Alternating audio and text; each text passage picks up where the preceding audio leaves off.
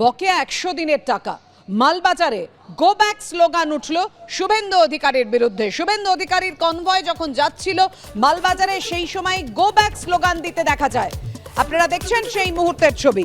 রাস্তার ধারে job card হাতে নিয়ে শুভেন্দু অধিকারীর বিরুদ্ধে স্লোগান দেয় চা শ্রমিকরা। চালসায় শুভেন্দু অধিকারী সভাস্থলে 50 মিটার দূরেও পড়ল পোস্টার।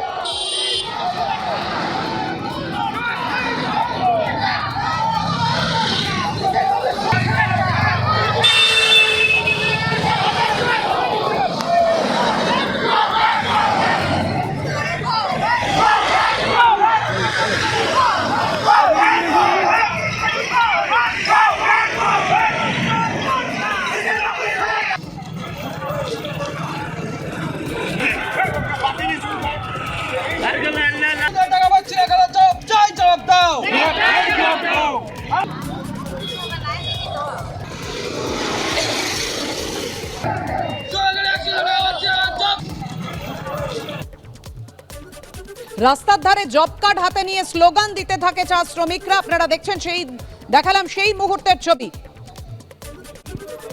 মালবাজারে শুভেন্দু অধিকারীকে গো ব্যাক স্লোগান আপনারা দেখতে পাচ্ছেন সেই মুহূর্তের ছবি। যে মুহূর্তে শুভেন্দু অধিকারীর কনভয় যাচ্ছিল, একেবারে রাস্তার দুধারে দাঁড়িয়ে থাকা চা শ্রমিকরা তারা পোস্টার হাতে নিয়ে স্লোগান দিতে থাকে শুভেন্দু অধিকারীকে উদ্দেশ্য করে।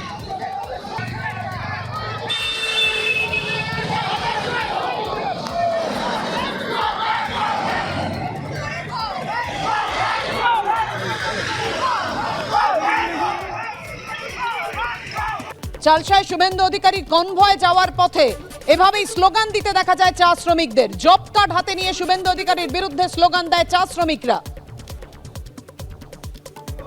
এমনকি সভাস্থলের 50 মিটার দূরেও পড়ে পোস্টার।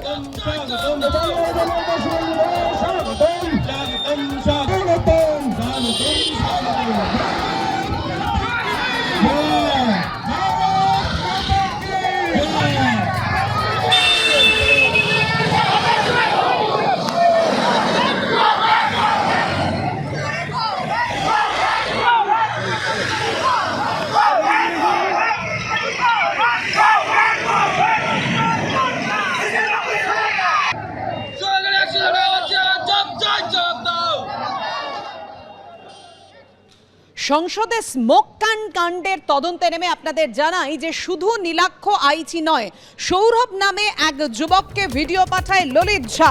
13ই ডিসেম্বর বেলা 12:41 সেই ভিডিও পাঠানো হয়। বিক্ষোভের ভিডিও সোশ্যাল সাইটে ছড়িয়ে দিতে বলেছিলেন ললিত ঝাই, এমনটাই দাবি করছেন রানাঘাটের সেই যুবক। রানাঘাটের সেই যুবক সৌরভ চক্রবর্তীর খোঁজ পেল এবিপি আনন্দ।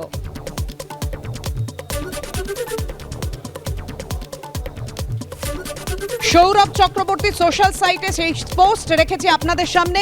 13ই ডিসেম্বর বেলা 12:41 পাঠানো হয় ভিডিও। ললিত ঝা যে ভিডিওটি পাঠান সৌরভকে, রানাঘাটের সেই যুবক সৌরভ চক্রবর্তীর খোঁজ পেয়েছে এবিপি আনন্দ। সৌরভ চক্রবর্তী সোশ্যাল মিডিয়ায় যে পোস্ট করেছেন সেই পোস্টে আপনাদের সামনে রেখেছি। শুধু নীলাক্ষ আইচি নয়, রানাঘাটের এক যুবককে ভিডিও পাঠান ললিত ঝা। সংসদের বাইরে বিক্ষোভের ঘটনার ভিডিও ললিত ঝা পাঠিয়েছিল সৌরভকে।